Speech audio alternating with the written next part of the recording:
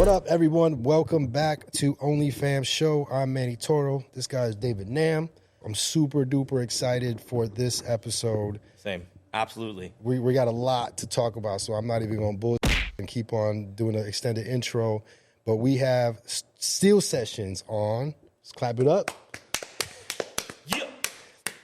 And if you're not familiar with Steel Sessions, here's the little, let's put the socials right here. But it's made up of Buddha and Grandz and Mike Kuz. I had a pleasure of meeting them a few years back. It's the family. I love everything they got going on. I'm going to toss it over real quick to you guys for a quick intro. Yeah, man. Thank you for having us, man. We're the trio of Steel Sessions, providing sounds to the global masses. But, we're located here in the Americas. And we just here, glad to be on your show on OnlyFans. Thank you. Yeah, man. OnlyFans. No, no. Thank you guys for the opportunity. No. Let's not get it twisted. So Steel Sessions, these guys, these three magicians, executive produced the latest Street Fighter 6 soundtrack. You listen to each song, there's references to the game. It's so clever. Like I think it was beautifully done. Go ahead, Buddha. What better way to show our appreciation for the 50th anniversary of hip hop, and it's also the 35th year anniversary of Street Fighter. Is like, what better way to bring those two worlds of hip hop and gaming together to show our appreciation for the people that's been here all this time. It dropped not too long ago. It's on all platforms. Shout out to Eric Medina, Jose Aquino, and Angel Martinez, man. These are good friends of ours, and they actually had the opportunity of acquiring the relationship with Capcom and Nerds Clothing, and they actually brought the vision to them on executing this soundtrack for the 35th year anniversary. And what better way to do it? Like I was saying earlier, for hip hop's 50th, but it was also a challenge for us, man. Creatively, is like these two worlds been a part of our lives and creating and music for all my life. I'm not 50 yet. You know what I mean? By the grace of God, we get there. But to be around hip hop and then gaming for that long, right? What y'all say, guys? We just thought it was a lifetime opportunity, and we had to take advantage of it. Man, I used to steal quarters from my brother and just go to this old Chinese shop that had the candy shops and the gaming spots and all that. Yeah, man. Yeah, it is, man. Because I remember I thought it was the coolest shit. I had $4 in quarters, and this girl I had a crush on. We skipped gym class, and we went over and we played games, and it was like, yo, I was like, that's right, I'm a pimp. And I get back and I got suspended. I got her suspended, and could never see her again. Everyone has a Street Fighter story, and it pulls at the heartstrings, and it's nostalgia, and y'all flipped it. You flipped it where it was nostalgia, but now you brought it present through the music. And again, through the soundtrack. Absolutely. So I definitely, again, if you haven't listened to it, again, it's on all streaming platforms. Definitely. We try to have a little bit of everything on the project.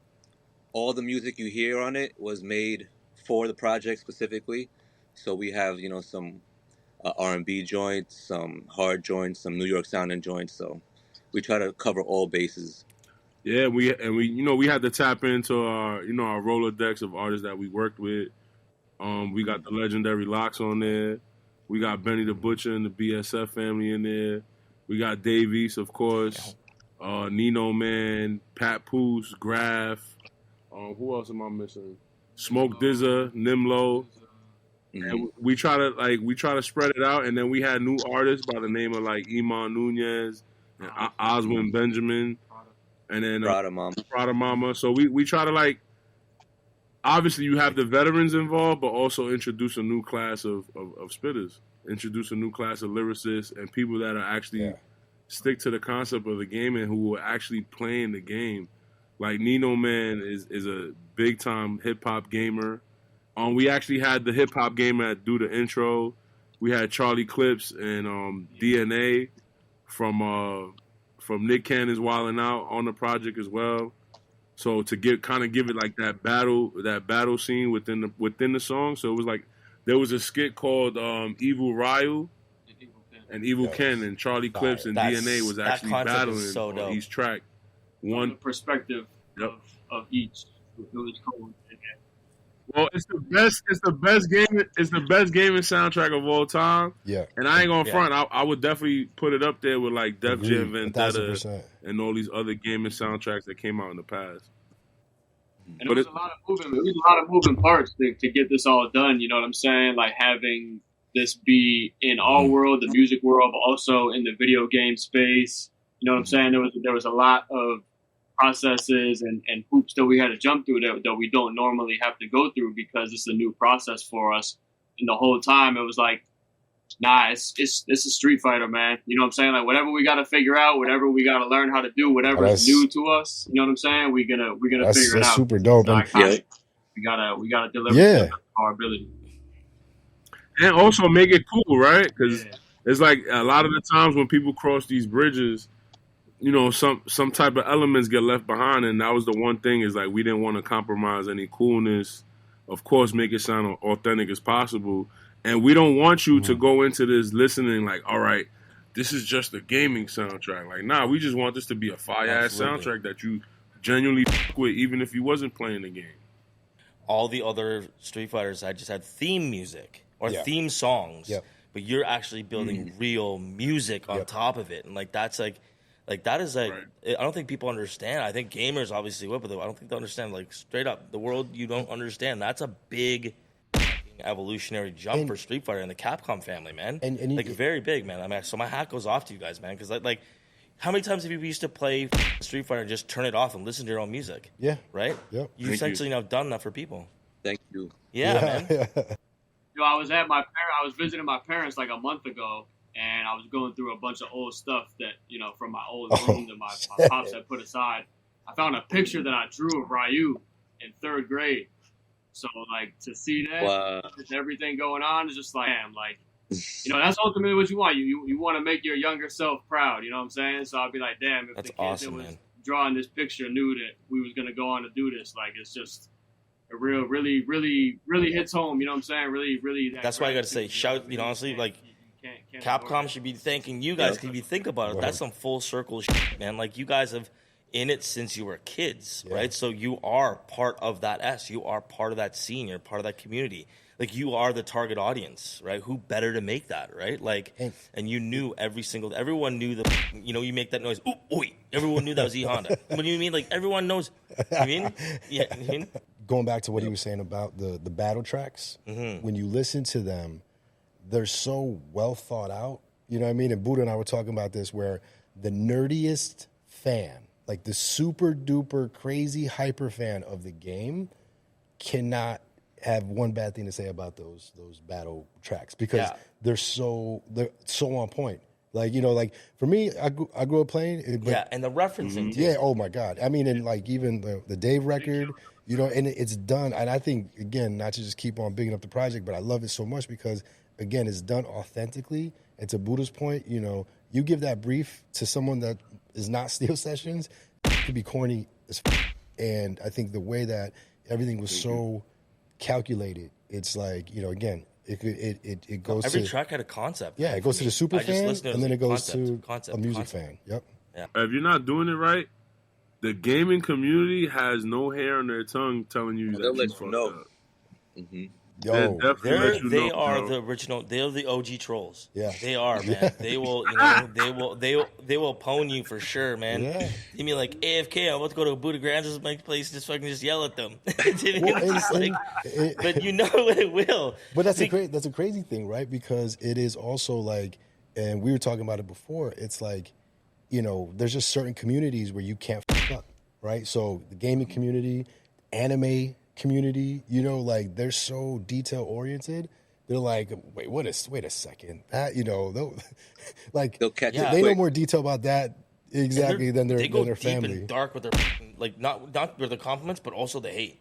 Oh, like they won't stop. They will not stop. They will like go to every forum. It'll just be like Chunky Lover 57. Oh, that motherfucker back again. Do you mean like he's back again? He's trolling us. Actually, man. And that's the question I have for you guys. How's the reception been after it's been released? Especially online, like social media, definitely a lot of DMs. people texting us that they heard the project, but most importantly, the response on like Twitter has been like 89%, 90% positive. Yeah. Like, yo, they should put the whole soundtrack in the game. Why is it only 4 records? And why are they gonna do this again? This reminds me of Def Jam Vendetta. They need to bring that game back too and do the soundtrack. So the response was crazy, and even the labels hit us like, yo, this is crazy, bro, because from a label's perspective, they usually don't get critiqued in that space, right? Because there's not too many times throughout the year you put out a project specifically for games. So even from a administrative label aspect, they were satisfied because they were being mentioned in spaces that was obsolete last year for them. You know what I'm saying? So to see that, and then to see those two worlds collide on a constructive criticism level, I think that was so dope, and it definitely left a lot of space to wanting to do more of these, because even though it's we know the genre, right, but the space is still brand new. Yeah. And what you guys have done is brand new as well, right? So this is like just the beginning. Yep. These casters of gamers, they share on Twitch, Rumble, or Kick.com, but they express on Twitter. Yo, bro, I was shocked. It's like 98% positive. Yep. Bro. Yeah, but that's amazing because Twitter honestly, they're most of them are either, if not bots, most of them are pretty salty. Most of them are haters. Yeah. Oh yeah. Do you mean like they're just?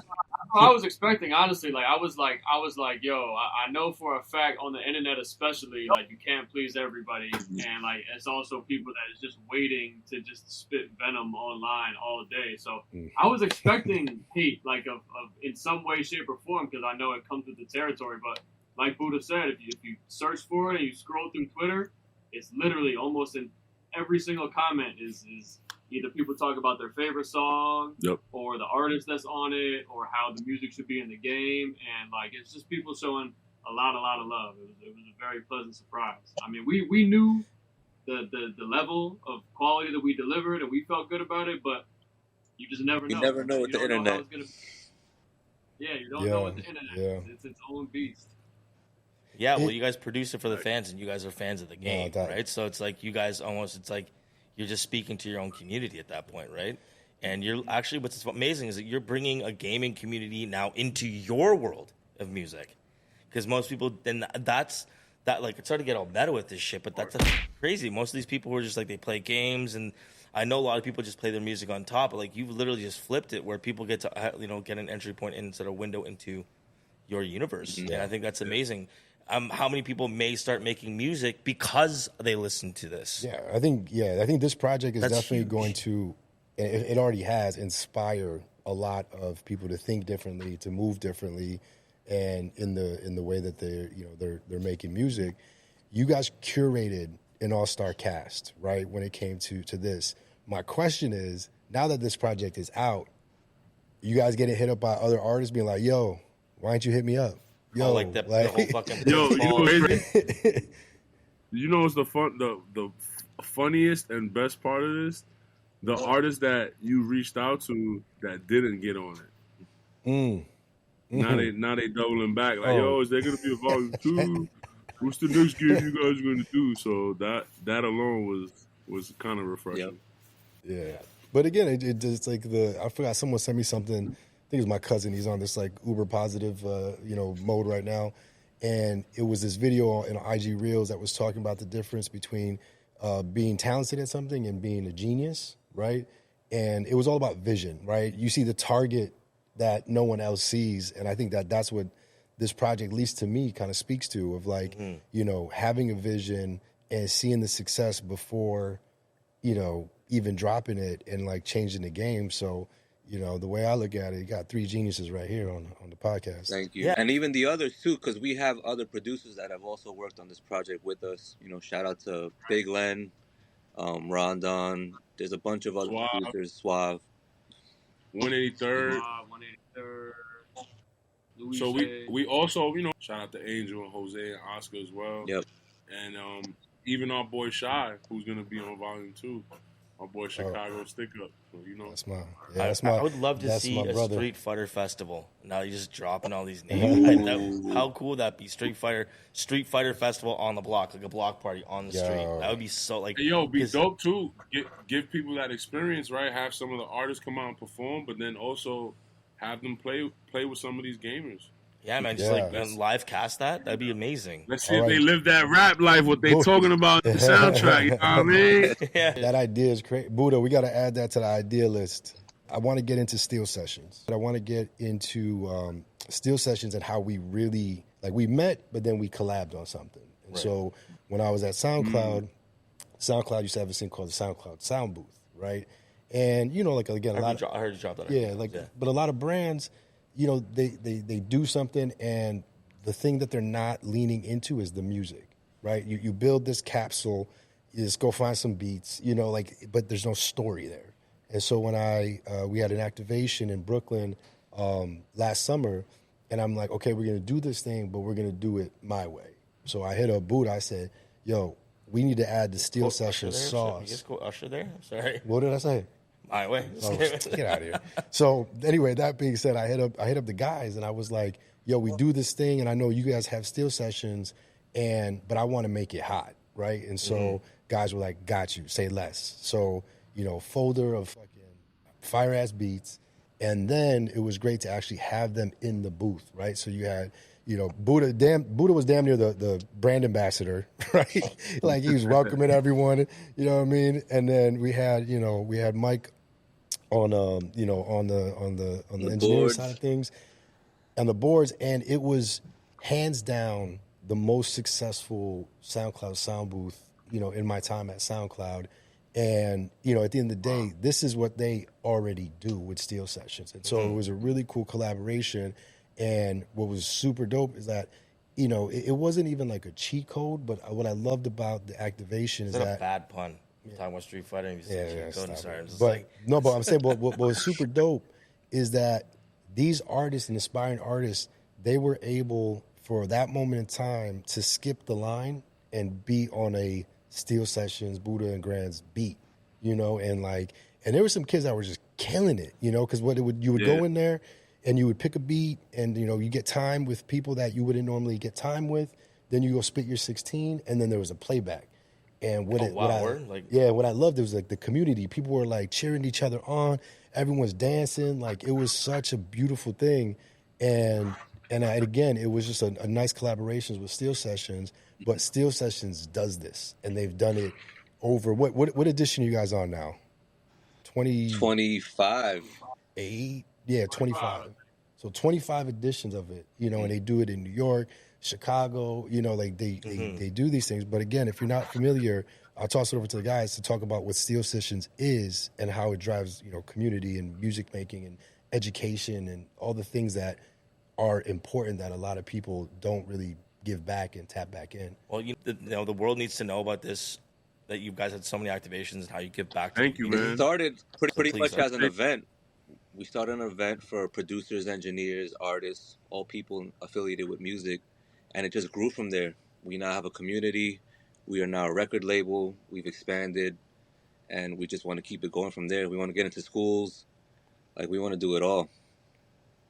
Part of our mantra is show love is free. Showing love is free. It doesn't cost you anything. Yeah, and my biggest thing, and you'd be surprised that... Sorry, good, go ahead. I'm sorry. Oh, good.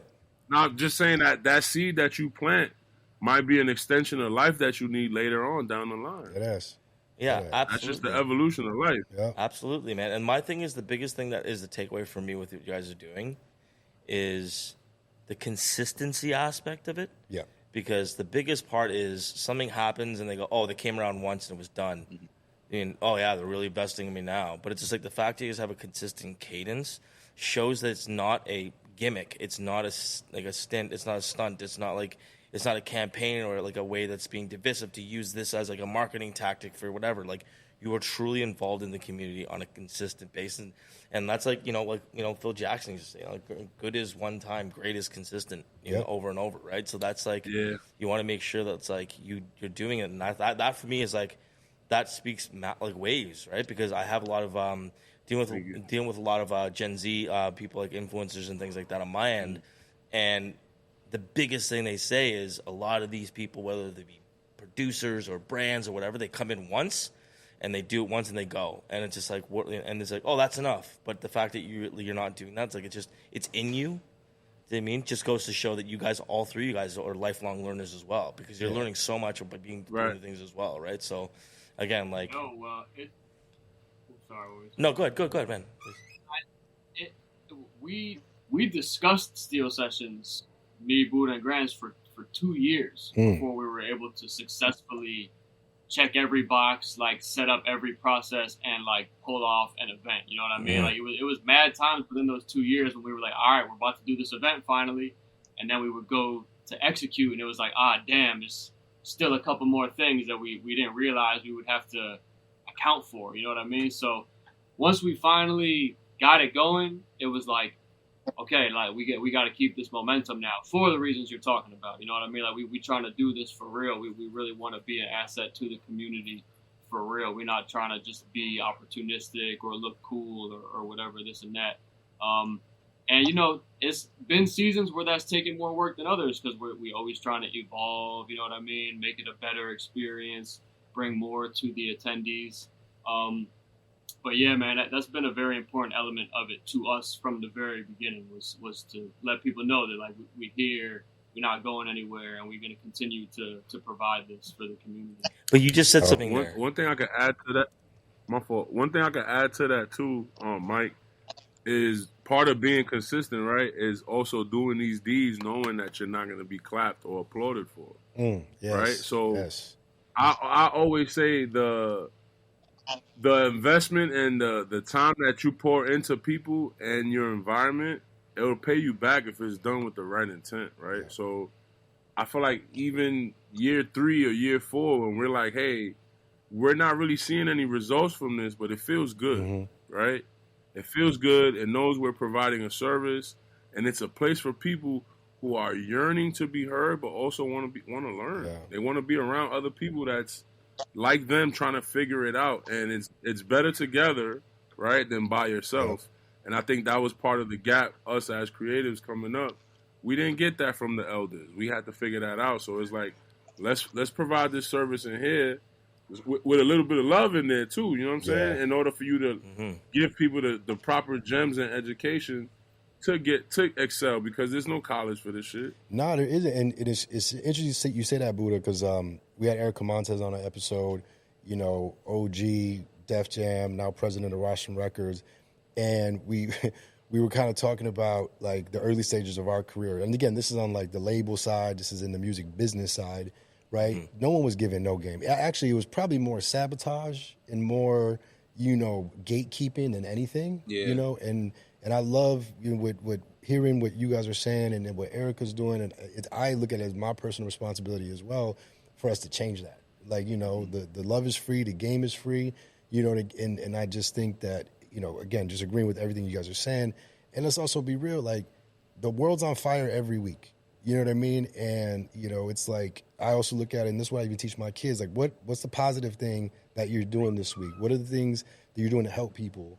Because, and I, you know, you look at this, it's not an activation, it's a movement at this point, you know, and like these are things that young people, and I'm not, maybe not just saying young people because I know it's all ages, but, you know, it is that thing where it's something to look forward to, and like leaving, and, you know, even when I was at SoundCloud, one of my main goals was, how do I get artists and producers to go from hobbyists to full-time?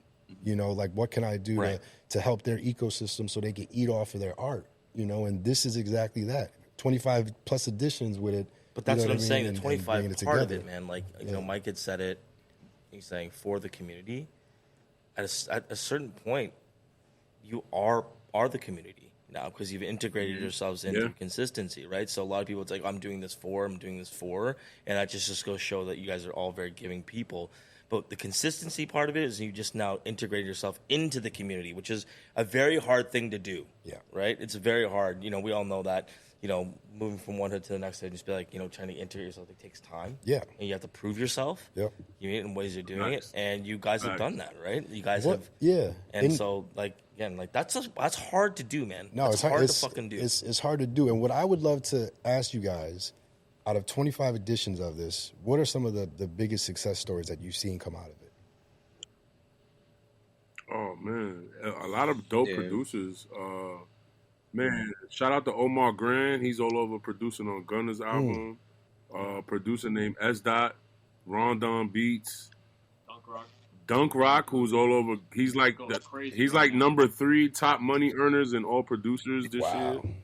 So it's like mad dope producers came from the alumni, just as whether family, friends, or just passing by, and I don't know, man. It's been a lot. What else? One of my favorite things to see, honestly, is like the little collectives of people that have come to Steel Sessions who maybe didn't know each other before, but then you end up like you having a producer, artist, and an artist, do an EP now, and now they're doing EPs together, or some of them have started their own like labels type of thing together. You know what I mean? Like that is really what we want. You know what I'm saying? Like we never mind catching fish for people, but like ultimately we want to teach everybody to fish. You know what I'm saying? Like we want to teach self-sufficiency.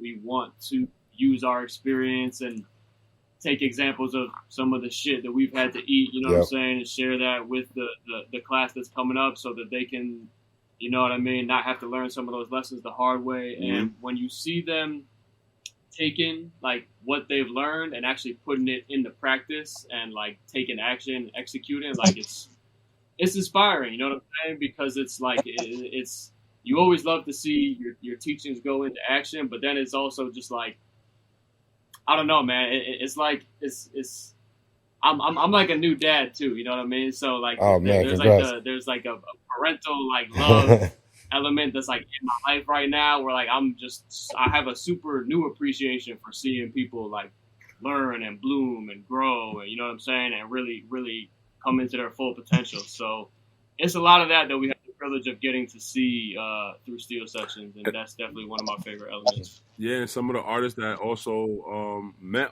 some of the producers that met artists, like how Mike was saying, that Steel Sessions. Even some of these producers have gotten to work with like the Locks and other artists that are established from coming to Steel Sessions as well. And one thing, we always have special guests, but we never made it our business announcing them because we really want people to pull up for the experience. I don't want you pulling up because this rapper's pulling up. So we never made it our business to announce the special guest. If you're there, then the special guest pulls up. You know. And you take advantage of the proximity and the opportunity of networking, right? And then able to build with the artist direct. And because you went there wholeheartedly, not expecting anything, you end up leaving possibly with placements, or you actually getting connected with new peers and new Rolodex of like, you know, contact. No, 1,000%. And again, you guys know I'm one of you guys' biggest fans, and Mike just touched on it, used the word growth, right? And so now 25, editions, the growth of Steel Sessions, what's next? We'd love to take it worldwide. So worldwide. I mean, Buddha and I, we already talked about that. Yeah. We're going to London. We're going to London, guys. Yeah, so I'm glad you told him, Manny, because I ain't want to break the ice yet. But yeah, we're going to London. Obviously, expand our horizons. Do more creative lifestyle. We just recently did a compilation project with Harvard University. It's an actual hip hop project with 1,000 words. He's an actual Polaroid artist, and we got with the art department of Harvard University to create this other soundtrack. But this is a series we want to do not only just Ivy League colleges, but in different places of the world. Like if we do London, let's go to London. Yeah. You know what I'm saying? Let's do an OnlyF.A.M.S collab, and we go to Alaska or Hawaii or some. You know what I'm saying? Or Africa, we do an Afro Beats project, whatever. Crazy. However we can, and push that creative level to a whole other horizon that we ain't been to yet. And of course, America's always home, right? But if we could take this on the road to somewhere, other places where people actually need the education to help the infrastructure of their music catalog, then let's do that. And I'm glad that you brought that up because Buddha and I was talking about, going international. Obviously, you and I worked in international capacities. And again, I'm not saying, we can't do for home, but, people will be surprised. And I was very fortunate to work in a lot of different countries, but people will be surprised that, again, a lot of countries don't have this infrastructure. They don't have community, and so there's a huge opportunity for, to Buddha's point, popping up in Africa, what I mean, the but UK, Germany, on the global level, though, right? Sorry to interrupt, because it's like I think that's what you see. What I'm seeing happening is just observing you guys and admiring you guys. It's just like you touched on something, be like, oh, we saw a lot of people collab. I think a lot of barrier to entry for people to get into what they're doing is they don't know anyone who can make a beat. They don't know anyone who can help them write. They don't know.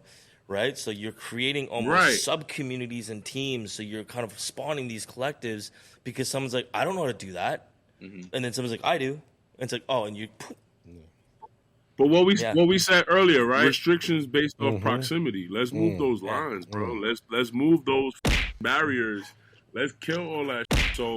So let me ask you a question. So technology is moving a bazillion gazillion times a second, right? But entertainment, art, and life can't catch up as well. Yeah, Right. So why not be a part of the solution of this big ass Band-Aid? And while technology is growing so fast, let's be a part of the creative community, and let's get the rest of the world up on board and up to date, so that now everybody creatively is not at a disadvantage. Now it makes making music and technology and whatever else we're doing even fun. Because the disadvantages too creatively, that's what's also affecting the music as well. Preach. Correct. Resources and preach, boo. Doctor, come on, let's do it. Dr. Buddha. London calling. Doing surgery right now.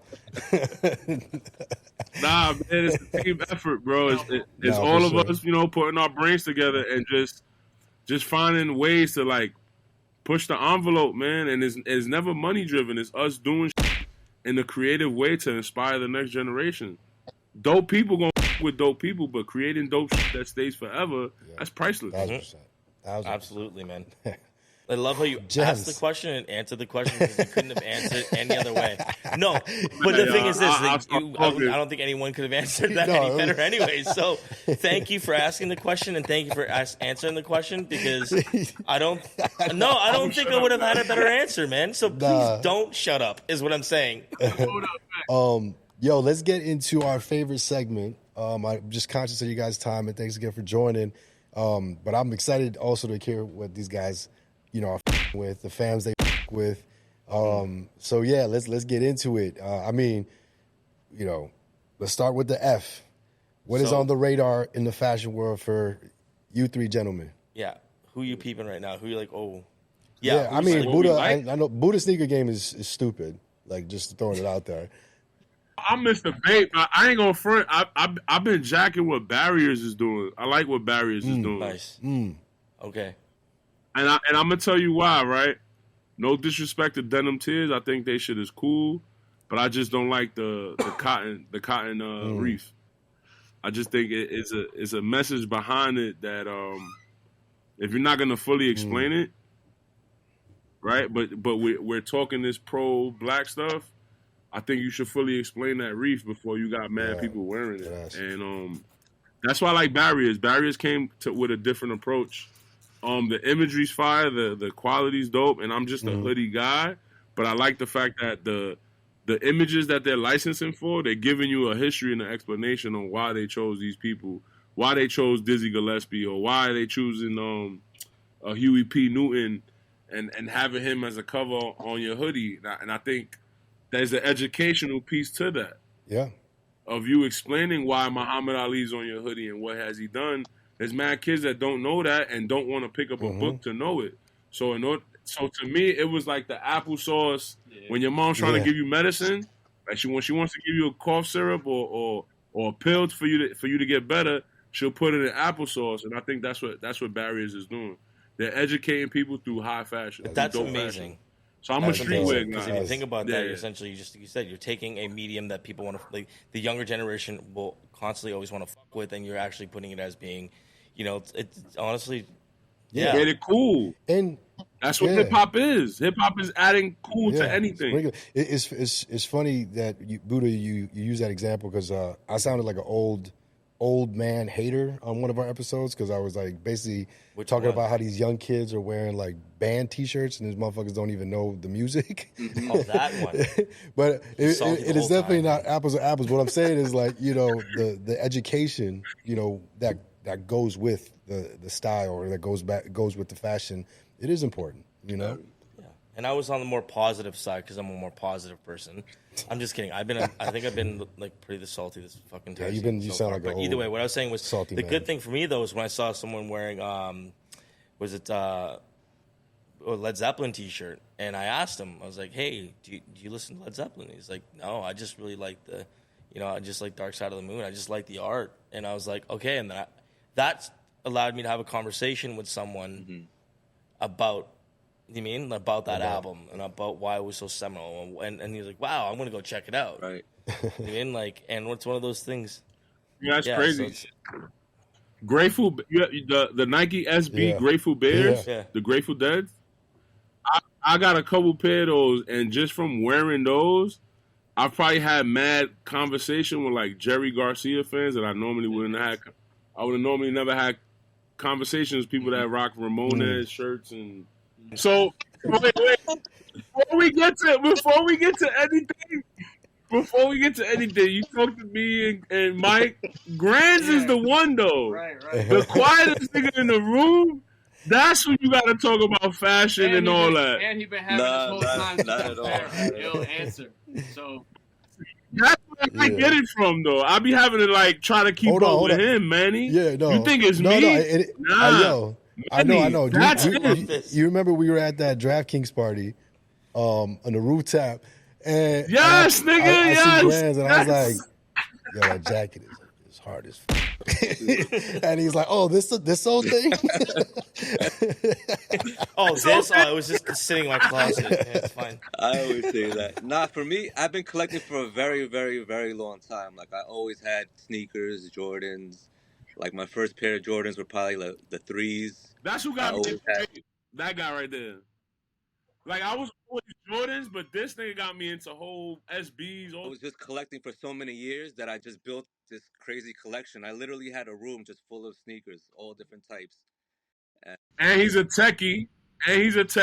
Buddha, you got a lot of art, different artists, and obviously I would even say, the toys and the figures behind you, Grandz, that's art, Yeah. Mike C, man. Mike C. That's my favorite artist, man. Mike C. Who? Day-Law. Day-Law is dope. Shout out to my OG Set Free. He actually extended my artistic palette, right? We got to do collabs with like Ron English and stuff, but like Hebrew Brent, I like Hebrew Brent, but like the main person who I've been able to connect and get inspired, even down to like when we're making music. Mike C, bro, I can't even front. Mike C art, and the fact that I've been able to connect and build with him throughout the years, even right before the pandemic. Shout out to Chicago Stick Up. We was able to do cool shit from like even like activations with NEMS where we did like the Acme box with like the shooter shirt and all that. The banana clip. Mike C, That's bro. just bananas. Mike C probably my favorite artist. Mike C super dope. All right, we'll keep it rolling. Obviously, because of what you guys do, we talked a lot about music. So let's, we can use this, the music side of like, put us on to artists that the viewers, the listeners should be checking out right now. So with artists, it's like finding the newest kicks or the newest piece of garment that nobody got. In comparison to like us finding new music that's already out and like a label has or like somebody's about to put out, the stuff we've been kind of into is like, who's original, right? Who's bringing originality? Who's bringing versatility? Yeah, are they a good person too? right? And if you don't really get to know, if you don't really get to know these people personally, are they the mayor or the president or the superstar of their town? Because if you're trying to convince me, nigga, you gotta convince the people where you from first. Facts. Absolute facts. Right? That'll determine a lot if a person's hot. But then if the person's not known like that, you might find a diamond in the rough who's an introvert too. So it's like you gotta find different ways. So based off our resume of who we worked with in the past, that'll definitely help us determine if the quality's good enough. But I'm on some shit like I want to find a generational artist that So how about last this? 5 to 10 years. So that comes with a lot of experimenting. So how about this? Whoever's watching this episode right now, when it comes out, in the comments below, drop it. Yeah. Drop some tracks. Drop some stuff. Ads. Have this be the opportunity for people to, to have OnlyFans. OnlyFans podcast comments below. We always about growing our family. So And the OnlyFam EP's on the way too. You heard? And one shameless. The OnlyFam EP's on the way. There we go. There we go. So you might want to make it on that one. That. It's a verbal agreement. You know what I'm saying? You might want to make it on that one first to see if you're ready for the rest of the world. But go ahead, my fault. Put it said that in the knowing. comments. No, Put he it said in that the knowing that we comments. live in a litigious ass motherfucking society now. So Boom. yeah, that's But just I got a shameless. I think I may have just peed myself a little bit. I got a shameless plug. Shameless peach. Well, I'm glad you didn't talk about fucking Dookie this episode, but but I got a shameless plug because Buddha and I were talking about it. But yo, they do super fire lo-fi. They got lo-fi projects, and like that, for me, you know what I mean. I'll be in my office working from home, and I just got speakers on full, and I'm just listening to the lo-fi project. So also, a little more ambient. Check it out. Thank you. Sure. Yo, I'm always down for that because it just gets Just you try to into that provide zone. people in the workspace, man. You got to cater to them Get you too, into that man. headspace zone. Mm-hmm. Sometimes you don't need lyrics and profanity. You just want to vibe. Word. And So it's like what I love a lot about because the like it genre helps them is focus. Lo-fi listeners are like fans of music. You know what I'm saying? Like they enjoy the musical bed. Yeah. And what I like a lot about this kind of like initiative that we've kicked off to be consistently dropping lo-fi is that it's a great space for, when you're creating a song, especially a song that you want to be a big song or to be palatable to a large audience, there's things that you have to keep in mind, and sometimes that comes with like restrictions with like how much you want to do or how much dynamics you want to have or how detailed or how musical it can be. What I like a lot about the lo-fi genre is it's a good place for a lot of those ideas that sometimes feel too musical to us or too dramatic or too theatrical to be a song. The lo-fi category is a great space for those type of pieces because people who are listening to those to lo-fi beats are fans of music. You know what I mean? And they want to, whether they studying or in the gym or going for a walk or a run, like they're looking for something that they can paint their day with. You know what I mean? That they characterize their moods and their feelings with. And I feel like the dynamic range that you can use in the lo-fi space is a little greater than what you can do on songs with artists, or at least the type that we typically making. So it's just a good place to do something different, you know what I mean, and reach into a different space. Yeah. Mike, I think you already answered the scenes. I mean, the way you just explained it, Mike, that's a whole scene in itself. So I mean, OnlyFans podcast with all 5 of us. Let's do it. But as we get to the S, any kind of scenes, and when I talk about scenes, it could be like kind of what we talked about before, where Erica Montez, who was on the show, she was talking about like kind of the rise of soccer in the U.S. and she was talking about Miami and obviously we're Messi. So again, it's not just about like the music scenes. It could be anything. Subcultures as well. Anything that I'm intrigued by right now. It's a wave of young producers that's coming in right now that want to use MPCs and like hardware equipment. stuff like that. Yeah. Oh, Really? Really? It's the first time I feel like I've personally witnessed, like a younger generation coming in where they want to embrace the old technology instead of just to use the technology that's teed up for them right now. To sound different. Yeah, to sound different. And I like that. I don't know what everybody's motive is, but it's a lot of young producers who kind of seem like they're looking for a way to go back to the roots or to maybe just do it differently than how everybody's doing it right now. But I think I'm definitely looking forward to seeing that more and more in the future and seeing how that plays out. Fellas, I love y'all. I appreciate you making the time and being on the show. Man. Much love to you guys. Congratulations on, seriously, like, you broke a benchmark with this whole Street Fighter stuff. You're breaking benchmarks by being part of the community. You've just given a lot of watchers and watching this right now some fucking fire to go check out. I mean, you heard it here first on the OnlyF.A.M.S show. These three fucking amazing geniuses. So, we're great humans making waves. That's where you Man, appreciate y'all.